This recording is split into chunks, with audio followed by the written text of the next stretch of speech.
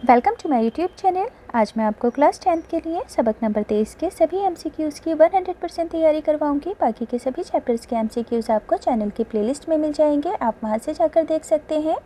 तो पढ़ना स्टार्ट करते हैं। सबक नंबर 23 रुबाई है, यानी कि इस सबक के अंदर बब्बर अली अनीस की 2 रुबाइयाँ हैं।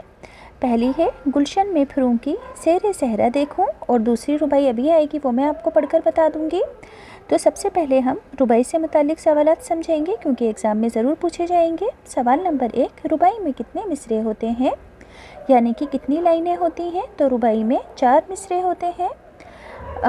अगला सवाल है, रुबाई का पहला, दूसरा और चौथा मिसरा डैश होता है, हम काफिया या हम आवाज़। तो रुबाई का पहला, दूसरा और चौथा मिसरा हम काफिया होता है। अगला सवाल है, कभी कभी रुबाई का तीसरा मिसरा भी डैश हो सकता है, हम काफिया या फिर रदीफ़। तो कभी कभी रुबाई का तीसरा मिसरा भी हम काफिया हो सकता है। अगला सवाल है, आम तौर पर रुबाई का डैश मिसरा सबसे ज़्यादा जानदार होता है, चौथा या फिर दूसरा। तो रुबाई का चौथा मिसरा सबसे ज़्यादा जानदार होता है। अगला सवाल है, पूरी रुबाई की रूह कौन सा मिसरा होता है, दूसरा या चौथा। तो पूरी रुबाई की रूह चौथा मिसरा होता है।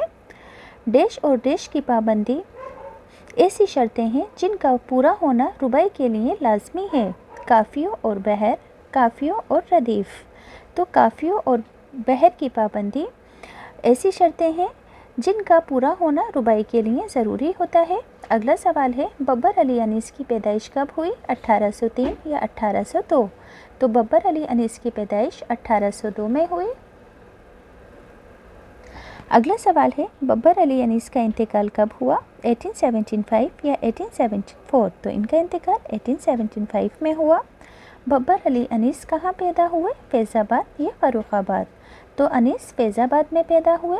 अनीस के अजदाद कहाँ के रहने वाले थे, यानी कि बाप दादा दिल्ली के या उत्तर प्रदेश के। तो अनीस के अजदाद उत्तर प्रदेश के रहने वाले थे। अगला सवाल है, अनीस के दादा मीर गुलाम साहिब अपने बेटे मीर हसन के साथ दिल्ली छोड़कर कहाँ चले गए थे। इनके अजदाद दिल्ली के रहने वाले थे और ये दिल्ली छोड़कर फैज़ाबाद चले गए थे।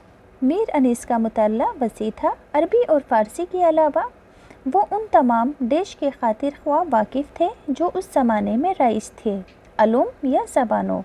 तो आंसर होगा अलूम। अगला सवाल है, अनीस डैश फ़न से भी अच्छी तरह वाकिफ़ थे, शह सवारी या बागबानी। तो आंसर होगा शह सवारी। अगला सवाल है,